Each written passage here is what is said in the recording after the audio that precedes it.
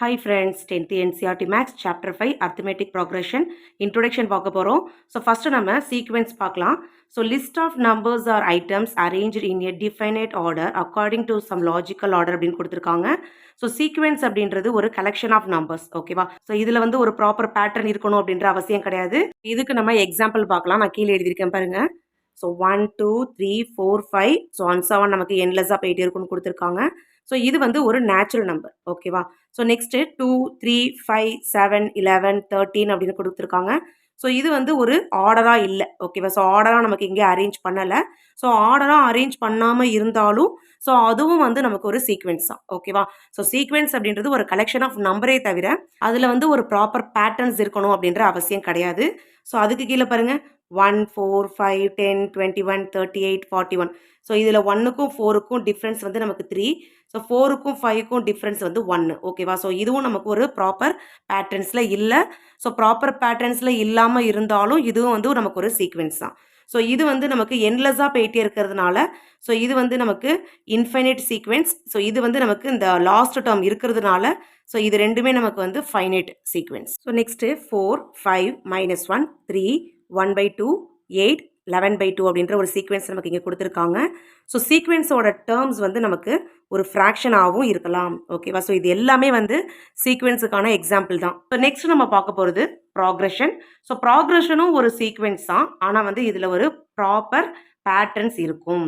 ஓகேவா? So the sequence that follows a certain patterns is called progression. So progression is a list of numbers that exhibit a particular pattern. So progressionும் நமக்கு வந்து ஒரு sequence தான். ஓகேவா? So அந்த sequence வந்து நமக்கு ஒரு ப்ராப்பர் பேட்டர்ன்ஸில் இருந்துச்சு அப்படின்னா அதை தான் நம்ம வந்து ப்ராக்ரெஷன் அப்படின்னு சொல்கிறோம். So next all sequences are not progression. எல்லா சீக்வென்சஸும் வந்து நமக்கு ப்ராக்ரெஷனாக இருக்காது. ஏன்னா சம் சீக்வென்சஸ் வந்து பேட்டர்ன்ஸ் இருக்காது. ஸோ அதனால நமக்கு எல்லா சீக்வென்சஸும் ப்ராக்ரெஷனாக இருக்காது. ஆனால் எல்லா ப்ராக்ரெஷனும் கண்டிப்பாக நமக்கு ஒரு சீக்வென்சஸாக இருக்கும். ஓகேவா? ஸோ நான் கீழே ப்ராக்ரெஷனுக்கு எக்ஸாம்பிள் எழுதியிருக்கேன் பாருங்கள். 2 4 6 8 10 12. ஸோ இது வந்து நமக்கு ஒரு ஈவன் நம்பர். ஓகேவா? ஸோ ஈவன் நம்பர் ஒரு ப்ராப்பர் பேட்டர்ன்ஸில் இருக்குது. ஸோ அதனால இதை நம்ம ப்ராக்ரெஷன் அப்படின்னு சொல்லலாம். ஓகேவா? ஸோ நமக்கு ப்ராக்ரெஷன் பாருங்கள். So arithmetic progression, geometric progression, harmonic progression அப்படின்னு 3 டைப்ஸ் ஆஃப் ப்ராக்ரெஷன் இருக்குது. ஸோ இதில் நம்ம இந்த சாப்டரில் அர்த்மெட்டிக் ப்ராக்ரெஷன் பார்க்க போகிறோம். ஸோ இந்த ஜியோமெட்ரிக் ப்ராக்ரெஷனும் ஹார்மோனிக் ப்ராக்ரெஷனும் நம்ம நெக்ஸ்ட் இயர் 11th 12th ஸ்டாண்டர்டில் நம்ம பார்ப்போம். ஸோ இப்போ நம்ம அர்த்மெட்டிக் ப்ராக்ரெஷன் பார்க்க போகிறோம். ஸோ அர்த்மெட்டிக் ப்ராக்ரெஷனை நம்ம ஏபி அப்படின்னு சொல்லலாம். ஸோ அர்த்மெட்டிக் ப்ராக்ரெஷனை நம்ம எப்படி கண்டுபிடிக்கலாம் அப்படின்னா ஸோ 2 கன்சிக்யூட்டிவ் டேர்ம்ஸோட டிஃப்ரென்ஸ்லாம் வந்து நமக்கு கான்ஸ்டண்ட்டாக இருக்கும். ஓகேவா? ஸோ நான் கீழே இங்கே எக்ஸாம்பிளுக்கு எழுதியிருக்கேன் பாருங்கள். 1 5 9 13 17. ஸோ ஆன்சர் 1 எழுதியிருக்கேன் பார்த்தீங்களா? ஸோ இப்போ இந்த 5க்கும் 1க்கும் உள்ள டிஃப்ரென்ஸ் ஓகேவா? அது 4. ஓகேவா? 1ஓட 4 ஆட் பண்ணும்போது நமக்கு 5 கிடைக்கும். அதே மாதிரி 9க்கும் 5க்கும் உள்ள டிஃப்ரென்ஸ் வந்து அகெயின் 4. அதே மாதிரி 13க்கும் 9க்கும் உள்ள டிஃப்ரென்ஸ் வந்து 4. அதே மாதிரி 17க்கும் 13க்கும் உள்ள டிஃப்ரென்ஸ் வந்து 4.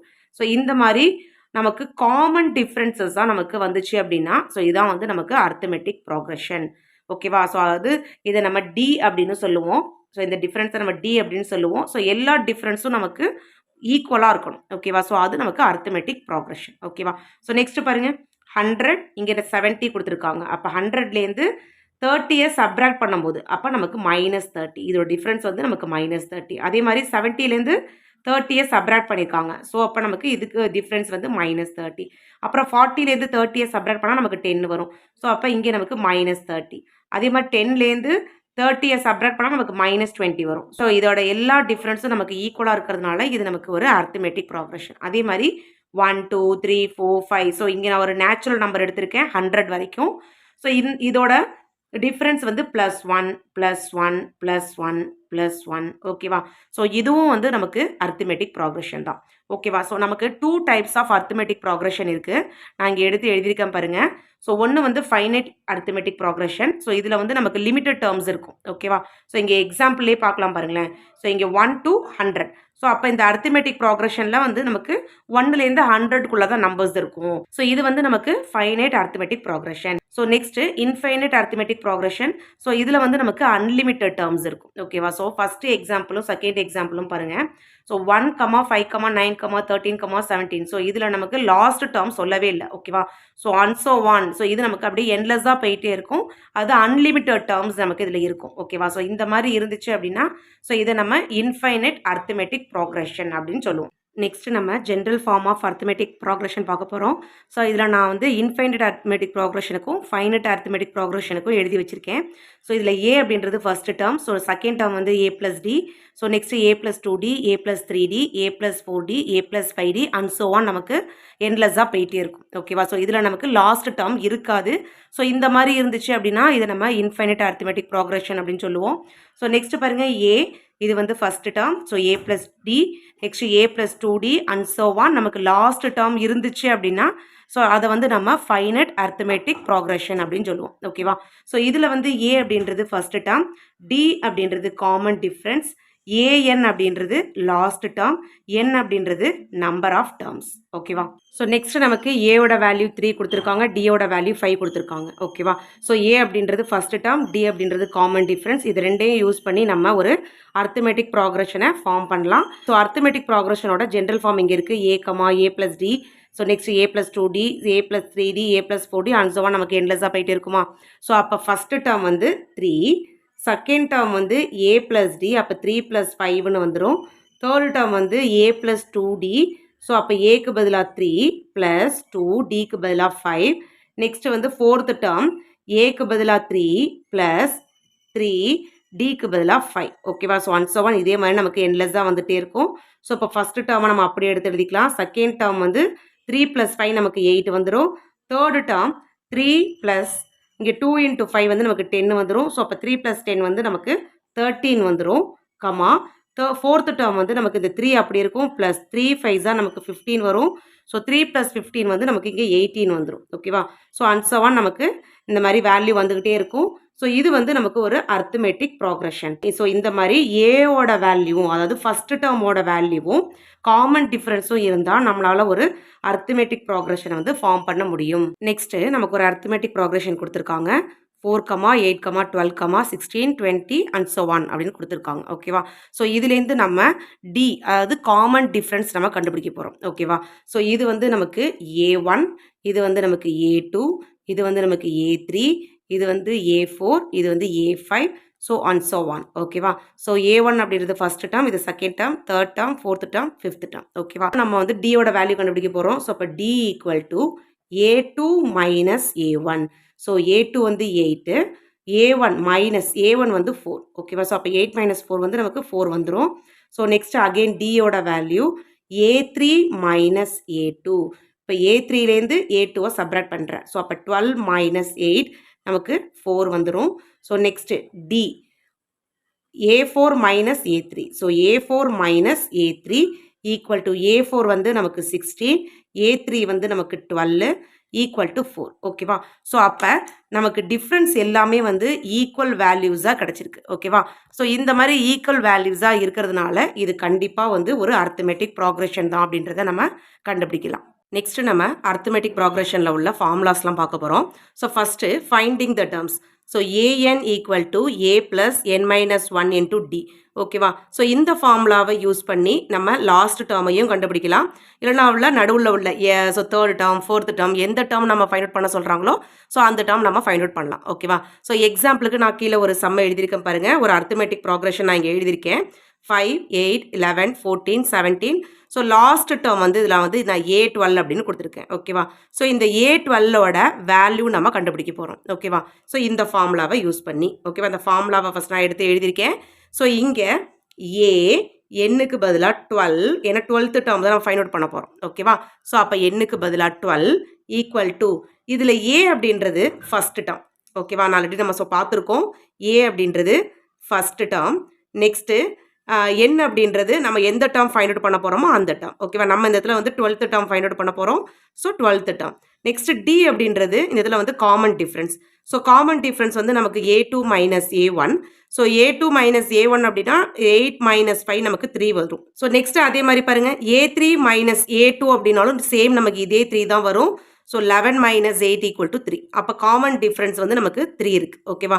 ஸோ இந்த எல்லா வேல்யூவையும் நம்ம இதில் சப்ஸ்டியூட் பண்ணணும். ஓகேவா? ஸோ ஃபஸ்ட்டு ஏவோட ஃபஸ்ட்டு டேர்மோட வேல்யூ 5 ப்ளஸ் n வந்து 12th டேர்ம் மைனஸ் 1 இன்ட்டு டியோட வேல்யூ வந்து 3 ஓகேவா. ஸோ அப்போ 5 ப்ளஸ் 12 மைனஸ் 1 நமக்கு 11 வந்துடும் இன்ட்டு 3 நெக்ஸ்ட்டு 5 ப்ளஸ் ஸோ 11 3 நமக்கு 33 வரும். ஸோ இது ரெண்டையும் ஆட் பண்ணால் நமக்கு 38 வரும் ஓகேவா. ஸோ அப்போ 12th டேர்மில் நமக்கு 38 அப்படின்ற நம்பர் வரும் ஓகேவா. ஸோ இது லாஸ்ட் டேர்முக்கு மட்டும் கிடையாது. ஸோ இப்போ நமக்கு இங்கே ஃபர்ஸ்ட் டேர்ம் இருக்குது, செகண்ட் டேர்ம் இருக்குது, தேர்ட் டேர்ம் இருக்குது, ஃபோர்த்து ஃபிஃப்த் டேர்ம் இருக்குது ஓகேவா. ஸோ அப்போ நெக்ஸ்ட் எனக்கு 6th டேர்மில் எனக்கு என்ன வரும் அப்படின்றது கூட நம்ம இந்த ஃபார்முலாவை யூஸ் பண்ணி கண்டுபிடிக்கலாம். ஸோ 6th டேர்மில் என்ன வரும், 7th டேர்மில் என்ன வரும், 8th டேர்மில் என்ன வரும். ஸோ இந்த மாதிரி எந்த டேர்மை நம்ம கண்டுபிடிக்கணுமோ ஸோ அதை வந்து நம்ம இந்த ஃபார்முலாவை யூஸ் பண்ணி நம்ம ஈஸியாக கண்டுபிடிச்சிடலாம் ஓகேவா. ஸோ இப்போ பாருங்கள் நம்ம 8th டேர்மை கண்டுபிடிக்கலாம் ஓகேவா. ஸோ 8th டேர்ம் நம்ம கண்டுபிடிக்கலாம். ஸோ அதே ஃபர்ஸ்ட் டேர்ம் வந்து 5 தான் ஓகேவா. ஸோ n அப்படின்றது இந்த இடத்துல வந்து 8th டேர்மாக மாறுது. டியோட வேல்யூ நமக்கு சேம் 3 தான் ஓகேவா. ஸோ இப்போ இந்த ஃபார்முலாவில் இதை நம்ம சப்ஸ்டியூட் பண்ணிக்கலாம். ஸோ இப்போ A8 நம்ம கண்டுபிடிக்க போகிறோம். A8 அப்படின்னா 8th டேர்ம் ஓகேவா ஈக்குவல் டு ஃபர்ஸ்ட் டேர்மோட value 5 plus 8 minus 1 n minus 1 அப்படின்னா நமக்கு 8 மைனஸ் 1ன்னு வந்துடும் ஓகேவா. டியோட value 3 next 5 plus so 8 minus 1 நமக்கு 7 வந்துடும் இன்ட்டு 3 நெக்ஸ்ட்டு 5 ப்ளஸ் 7 இன்ட்டு 3 வந்து நமக்கு 21 வரும். ஸோ அப்போ 26 அப்போ 8th டேர்ம் நமக்கு என்னவா இருக்கும் 26ஆக இருக்கும் ஓகேவா. ஸோ இந்த மாதிரி நம்ம இந்த ஃபார்முலாவை யூஸ் பண்ணி லாஸ்ட் டேர்ம் கண்டுபிடிக்கலாம். இல்லை 8th டேர்ம் 6th டேர்ம் எந்த டேர்ம் வேணாலும் நம்ம கண்டுபிடிச்சிக்கலாம். Next sum of first n terms of AP இதுக்கான ஃபார்முலா நம்ம பார்க்கலாம். s equal to n/2 2a plus n minus 1 into d அப்படின்னு கொடுத்துருக்காங்க ஓகேவா. ஸோ இப்போ sum of first n terms of AP அப்படின்னா ஒரு அர்த்தமெட்டிக் எக்ஸ்பிரஷனில் உள்ள எல்லா டேர்ம்ஸையும் நம்ம ஆட் பண்ணலாம். ஸோ எந்த டேர்ம்ஸ் வரைக்கும் ஆட் பண்ணால் நமக்கு என்ன வேல்யூ வரும் அப்படின்றத ஃபைண்ட் அவுட் பண்ணுறதுக்கு தான் இந்த ஃபார்முலா ஓகேவா. ஸோ இதில் நமக்கு 2 ஃபார்முலா இருக்குது. ஸோ இந்த ஃபார்முலா வந்து நம்ம ஏன் யூஸ் பண்ணுவோம் அப்படின்னா லாஸ்ட் டேர்ம் கொடுத்தா நம்ம இந்த ஃபார்முலாவை யூஸ் பண்ணுவோம் ஓகேவா. So s equal to n/2 into a plus L இது வந்து நமக்கு லாஸ்ட் டேர்ம். எல் அப்படின்றது லாஸ்ட் டேர்ம் கொடுத்தா நம்ம இந்த ஃபார்முலாவை யூஸ் பண்ணுவோம். ஸோ லாஸ்ட் டேர்ம் கொடுக்காம ஸோ 12th டேர்ம் வரைக்கும் ஆட் பண்ணால் நமக்கு என்ன வரும் ஸோ அப்படின்ற மாதிரி நமக்கு கேட்டாங்க அப்படின்னா அந்த இடத்துல நம்ம இந்த ஃபார்முலாவை நம்ம யூஸ் பண்ணுவோம் ஓகேவா. ஸோ இப்போ எக்ஸாம்பிள் பார்க்கலாம் பாருங்கள். நான் வந்து ஒரு அர்த்தமெட்டிக் எக்ஸ்பிரஷன் நான் இங்கே எழுதியிருக்கேன். ஏபி ஈக்குவல் டு 5, 8, 11, 14, 17 அப்படின்னு எடுத்திருக்கேன் ஓகேவா. ஸோ இதில் ஏ இங்கே 12 ஓகேவா. நம்ம ஆல்ரெடி பார்த்தோம் இல்லையா, இதே சேம் அதே அர்த்தமெட்டிக் எக்ஸ்பிரஷன் தான் எடுத்திருக்கோம். ஸோ A12 வரைக்கும் உள்ள டேர்ம்ஸை ஆட் பண்ணால் என்ன வேல்யூ வரும் அப்படின்றத நம்ம இந்த ஃபார்முலாவை யூஸ் பண்ணி ஃபைண்ட் அவுட் பண்ண போகிறோம் ஓகேவா. ஸோ இதில் ஏ அப்படின்றது ஃபர்ஸ்ட் டேர்ம், இங்கே ஃபர்ஸ்ட் டேர்மில் வந்து நமக்கு 5 ஓகேவா. ஸோ அதே மாதிரி இதோட டிஃப்ரென்ஸ் நம்ம ஆல்ரெடி கண்டுபிடிச்சிருக்கோம். ஸோ டிஃப்ரென்ஸ் வந்து 3 ஓகேவா. ஸோ இது எல்லாமே நம்ம இதில் சப்ஸ்டியூட் பண்ணுவோம்.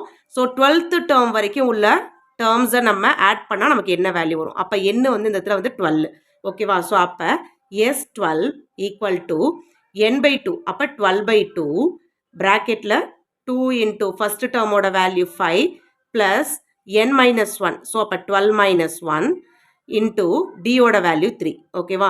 ஸோ இப்போ இங்கே இதை நம்ம கேன்சல் பண்ணோம் அப்படின்னா நமக்கு 6 வந்துடும். ஸோ ப்ராக்கெட்டில் 2 5 10 வரும் ப்ளஸ் ஸோ 12 மைனஸ் 1 நமக்கு 11 வந்துடும் இன்ட்டு 3 வரும். ஸோ நெக்ஸ்ட் இதை சிம்பிளிஃபை பண்ணோம் அப்படின்னா 6 இன்ட்டு 10 ப்ளஸ் 33 அப்படின்னு கிடைக்கும் ஓகேவா. ஸோ நெக்ஸ்ட்டு 6 இன்ட்டு 10ஐயும் 33ஐயும் ஆட் பண்ணால் நமக்கு 43 வரும். ஸோ இது ரெண்டையும் நமக்கு ஆட் பண்ணால் 6 3s are 18 remaining 1 6 4s are 24.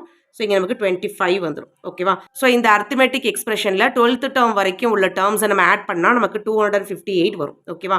So இதே அர்த்தமெட்டிக் எக்ஸ்பிரஷனில் நம்ம லாஸ்ட் டேர்ம் போன வாட்டி நம்ம கண்டுபிடிச்சிட்டோம் இல்லையா. ஸோ அப்போ A12 நமக்கு என்ன கிடச்சிருந்தது 38 கிடச்சிருந்துச்சு ஓகேவா.